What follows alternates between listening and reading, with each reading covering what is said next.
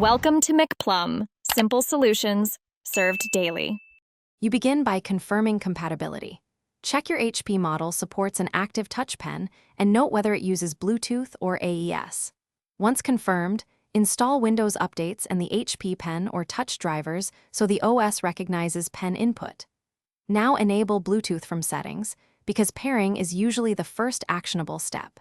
Make sure the pen has a charged battery or new tip, then choose Add a device and select the pen. This initiates the connection and lets Windows register the input device. Once paired, configure how the pen behaves so it matches your workflow. You should open Windows Ink Workspace or Settings Bluetooth and Devices Pen to assign button actions and set pressure sensitivity. This determines how light or hard you must press for ink versus clicks.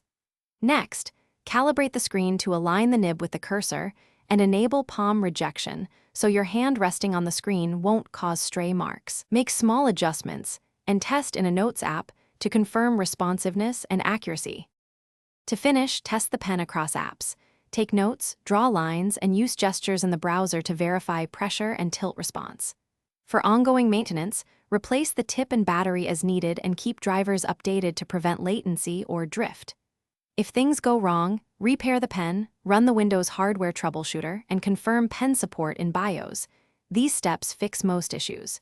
If you still have problems, contact HP support with your model and steps already tried so they can assist further. Thanks for watching. Stay juicy and subscribe.